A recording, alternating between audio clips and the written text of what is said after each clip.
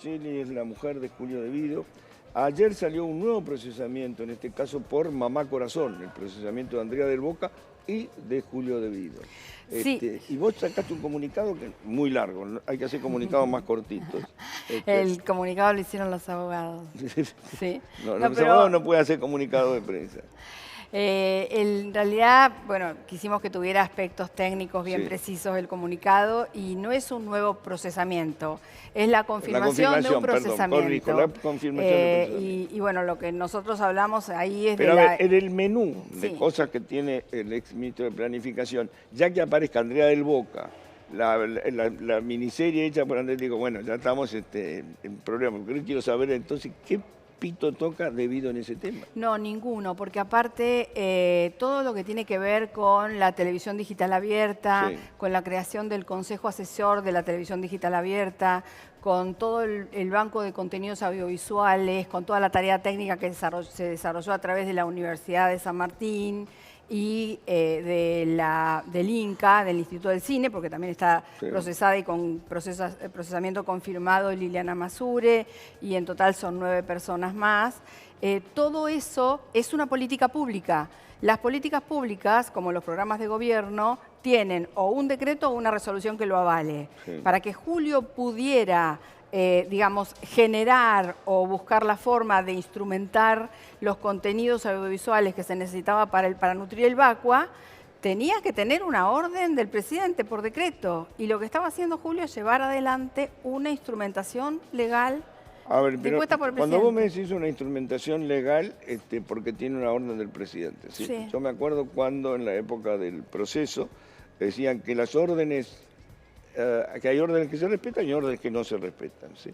Si las órdenes tienen, digamos, coherencia y son compatibles con los presupuestos, y si lo llevas adelante. Ahora te dicen, mire, lleve adelante a hacer una película no sé, con alguien que te cuesta $1.000 millones, no lo haces. No. En este caso, como en todos los casos de toda la actuación de Julio... Si eso es razonable que no solo es razonable, sino que estaba presupuestariamente previsto. Tenía imputación presupuestaria como absolutamente todas las cosas por las que en este momento se está persiguiendo a Julio De Vido. Tenía instrumentación legal coherente con una política pública y presupuesto aprobado por el Congreso de la Nación. Él lo estaba llevando adelante de la forma en que debía hacerlo. Y en este caso, la instrumentación era con intervención, según estos magistrados rarísimos. ¿Y en el procesamiento en dónde lo incluyen a él?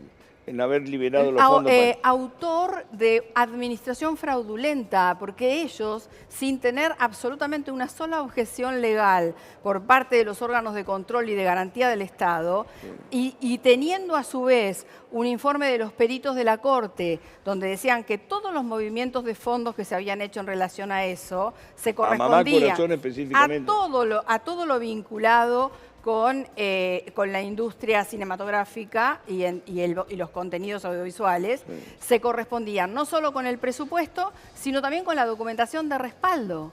Y en lugar de haber dictado el juez de primera instancia, eventualmente la falta de mérito, y si había mérito para seguir investigando, hacerlo, lo que hace esta Cámara de Irursun, de Bruglia, toda la gente que responde y ha respondido siempre a Lorenzetti, y en forma muy oportuna, cuando Duhovne estaba presentando este presupuesto tan cuestionado en el Congreso, sale la confirmación del procesamiento debido y además estos mismos jueces dicen, bueno, y ahora hagan una nueva pericia, sigan buscando, siga la excursión de pesca, a ver si podemos encontrar algo. Esto es lo vergonzoso. Esta es la persecución que sistemáticamente vivimos en nuestra familia, en nuestra casa, y porque Julio fue ministro de Planificación Federal. Ninguna causa de Julio tiene una imputación concreta de un hecho cierto, ninguna. Bueno, pero, a ver, vamos por partes. Los cuadernos son posteriores, obviamente, pero en todo aparece la obra pública. Bueno, esto no es obra pública, esto es no, me refiero a ver, vos me decís que todas las causas que aparecen, pero digo, él tiene que ver con la obra pública. Mirá, Julio es el tipo, se me ocurre, más perseguido porque fue el más importante. Él estuvo 12 años de ministro de Néstor y Cristina y estuvo 12 años con ellos en Santa Cruz. Pero todos los fondos pasaban por planificación. Bueno, se le asignaban distintas tareas. Tenía 5 subsecretarías debajo de él. José 5 López, secretarías, José entre López ellas la Secretaría de Comunicaciones. El sistema de televisión digital terrestre era una política pública vinculada a la Secretaría de Comunicación que se hacía coordinadamente con el INCA, que era el organismo técnico que podía hacer una evaluación de un contenido audiovisual, no era un tema de planificación. Más allá de que hay intencionalidad política, seguro en todo. Absoluta intencionalidad política. El presidente en el caso de Julio y el ministro de Justicia pidieron que lo metan preso, Chiche. No lo pidió cualquiera. Aparte de eso, yo lo que te digo es lo siguiente. Cuando dicen que hubo por lo menos una elusión de 100 millones de dólares, según dice Bonadío, otros dicen 3.000 millones de dólares. ¿Elusión de qué decís? Cuando dice que de coimas se pagaron 100 millones de dólares. Aunque no se lo hayan llevado a Julio al despacho. Pero no, tampoco dice de coimas, se cuida bastante de ver cómo maneja el lenguaje. De aporte a la campaña, de sobreprecio. Pero no llamó a nadie de los que eran los que administraban las campañas electorales. Si viene un empresario y te dice, yo aporté para la campaña... No, bueno, eran todas las secretarías, energía, obras públicas, transporte, secretarías que se vinculaban al Ministerio de Julio. En el ámbito de Julio Devido, perfecto. Ahora, primero, los cuadernos, para mí la virtualidad jurídica de los cuadernos es bastante endeble y lo que tendría que haber hecho el juez es validarla. No la validó, ¿por qué? Porque empezó a citar empresarios que tenían unos carpetazos gordos, yo tengo una teoría muy personal, y empezaron ellos a sentirse arrepentidos de algo. ¿De qué? De haber aportado fondos para campañas políticas, que es lo único que hasta ahora... ¿Coima para laburar, para que te den una obra? No, eso no lo vi, no está acreditado. Por lo menos en la resolución de 556 hojas no hay. No habla de eso. No hay eso. Bueno... Pero si yo digo, voy a hacerle una campaña a Chiche para que sea el mejor periodista de la Argentina o lo que sea, y busco quienes pueden aportar fondos. Los fondos pueden venir bancarizados o pueden venir por izquierda. Si yo tengo mucha gente que está administrando ese dinero para la campaña de Chiche Udualde, de Chiche Helbrun, yo lo que hago... una gaf, perdón. Yo lo que hago es concretamente llamar a cada uno de los responsables de la campaña política y decirle, ¿vos recibiste dinero? No, no viene esa etapa porque ya se presentó en su momento el jefe de gabinete, a quien se dice que había recibido dinero y había... Él dijo, lo recibí, sí. Bueno, pero no explicó a quién se lo dio y no explicó cómo se lo rindieron. La plata blanca o la plata negra se rinde y se registra de alguna forma en algún cuaderno. Yo tengo que poder poner, recibí tanto dinero, me lo dio tal. ¿Es dinero que estaba bancarizado o no? ¿Y para qué lo...? Sí, bueno, no importa, porque ¿sabés qué? Yo esos 200.000 pesos, 100.000 pesos, 20.000 pesos o 1.000 pesos que me dieron para hacer una campaña, yo tengo que rendirlos al tipo que me los dio. Sea blanco, negro o gris. Si no, me los robé. Y ahí sí... Te doy la primera y te digo, alguien se quedó con dinero Julio. A ver, Roberto Barata era un subsecretario ligado a tu marido, ¿correcto? Sí. Roberto Barata era un tipo importante, manejaba un área importante.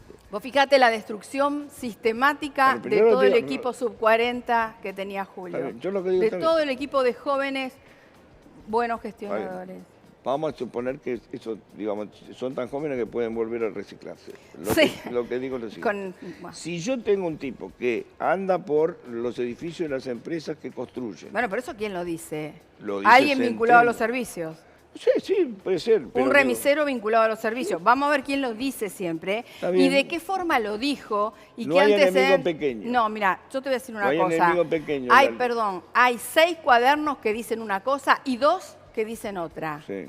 Y cuadernos que estuvieron durante 4 meses en manos de un periodista, en manos de Durán Barba, en manos del presidente, en manos del fiscal, el mismo fiscal que metió preso a mi marido, y armando en confiterías o no sé dónde lo que tenía que decir esos cuadernos. Los cuadernos no aparecieron, solo aparecieron unas fotocopias que le pidieron a este espía vinculado a servicios que escriba. No, estoy diciéndote que para mí no es cierto, Chiche, lo de los cuadernos. Para vos no es cierto, lo negaste, digamos, y es porque aparte después le preguntaron al empresario, ¿usted andaba en ese auto? Sí, pero ese día, esa hora, en ese lugar yo nunca estuve. Sí. Esos autos pudieron haber entrado millones de veces al Ministerio de Planificación de Economía y Secretaría de Energía, porque funcionaba todo ahí.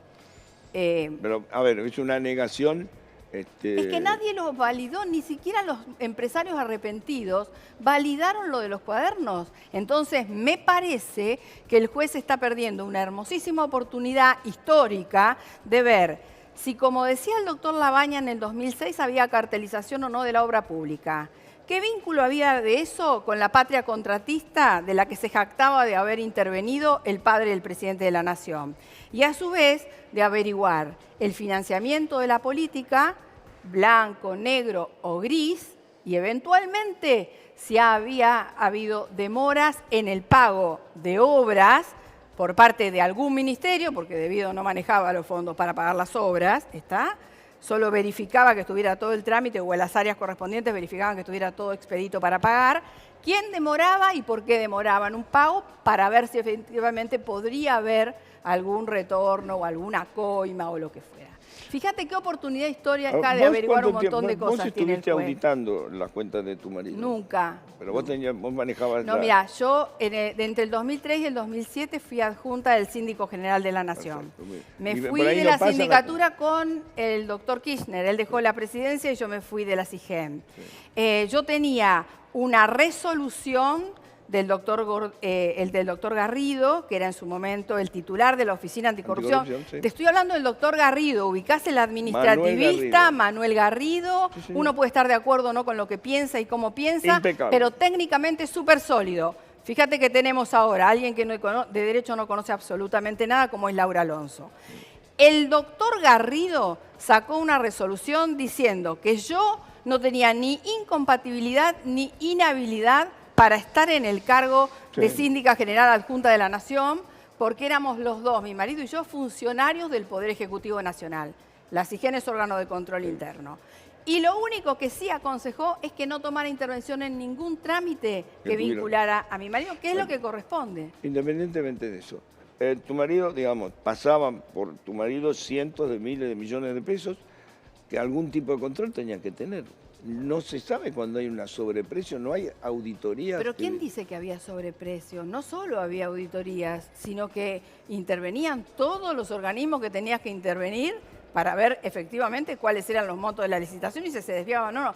Mira, la mejor forma de saber si hay o no hay un monto indebido en un presupuesto oficial es que no haya concurrentes o que todos los concurrentes a la licitación, porque es un procedimiento de selección del contratista, planteen alguna objeción. Pero cuando hay cartelización yo me pongo de acuerdo. Digo, Lali, vos presentás 100, ahí tenemos que ir, a eso tenemos que ir.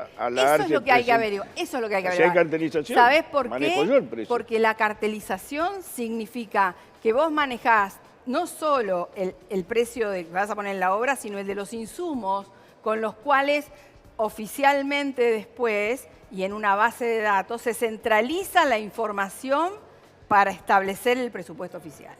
Y ahí sí te digo, eso es lo que se perdió de hacer el juez. Pero todavía lo puede hacer. Ojalá lo haga. Todavía lo puede hacer, digo, pero si habla de cifras tan haga. Alucinantes, digamos que bueno. Digo, sí, ojalá lo haga, pero en realidad la investigación hasta donde llegó, la única forma de validarla es decir, aparecieron 60 millones, no sé dónde, en la habitación de Cristina. No, plata no va a aparecer nunca, la plata es fungible, Lali, no te voy a explicar a vos lo que es eso. Sí, está bien, pero en algún lado pueden aparecer cuentas. Puede estar se volatilizó el dinero. Para mí, sí. Bueno, no sé. No sé, para mí físicamente el dinero no existe. ¿Y vos creés realmente que un remisero contaba si había 200.000 pesos, 3 millones, 4 millones? Yo tengo, yo soy lector de mucha lectura de la mafia. Yo me acuerdo en la época de Al Capone, las fuentes informativas eran todo mozo de bar, digo, porque son los tipos ante los cuales mafiosos se sentían cómodos, ¿entendés? Digo, eso pasa, a mí no me llama la atención, que sea un chofer, un remisero, lo que fuera. Bueno, en nuestro caso... Son personas que uno a veces, digo, de hecho estuvo en tu casa. ¿Quién? Centeno. No. Él dice que estuvo en tu casa. No, en mi casa no estuvo nunca Centeno. En ¿Fue un cumpleaños o fue a ver a la mamá de Julio? No. Una vez o 2 o 3 llegó a la mamá de Julio, pero la mamá de Julio no vive en mi casa. Está bien, bueno, a la mamá de Julio Bueno, no, pero la esperaba abajo como cualquier chofer. Era cuestión de que si uno no la podía llevar, llamabas a la secretaria de Julio y decías... hay alguien, alguno de los chicos, lo que fuera. ¿Sabía tu casa? ¿Sabía todo? No era mi casa esa, era la casa de mi suegra, que la llevó al kinesiólogo 2 veces, creo. Centeno no iba a mi casa, yo a Centeno no lo conozco, era un remisero del ministerio. Pero y dice que fue el cumpleaños de la mamá de Barata, ¿viste? Todas las bueno, cosas yo a mi cumpleaños nunca vino y al de Julio tampoco. Ahora, a Julio no tenía remisero, ni se manejaba con remisero, ni con Centeno, ni con nadie. Julio le explicó al juez que él se manejaba con la custodia puesta por la Policía Federal, que eran los que custodiaban y acompañaban a todos los ministros durante toda la gestión anterior. Bueno, ¿por qué no citó a todos los de la custodia de Julio para averiguar efectivamente si ellos habían visto algún movimiento? O sea, aparece este portero ridículo de mi casa hablando de que la custodia de Devido sacó una caja fuerte por el balcón, o no sé por dónde, una ridiculez realmente. Y no citaron a ninguno. La custodia de Julio estuvo durante los 12 años, todos tienen nombre y apellido y todos pueden contar cuál era la actividad. ¿En un juicio oral y público tu marido sale libre? Mira, no debería llegar a juicio oral y público una causa como esta. Tiene muchísimas debilidades, muchísimas debilidades. ¿Lo vas a ver todos los días a Julio? Y no todos los días, porque 2, 3 días trabajo, pero estoy yendo muy seguido, muy seguido. ¿Y él qué dice de todo esto, los cuadernos y todo eso? ¿Que está concentrado en leerlos? ¿Qué cosa? Los cuadernos, todo eso. No, ni los leyó. No lee ninguna resolución judicial, Julio. No, lee otras cosas. Pero no lee nada que tenga que ver con los temas judiciales. Gracias, Lali. No, gracias a vos. Comprar en Maxi Consumo es una experiencia redonda. Te contamos por qué.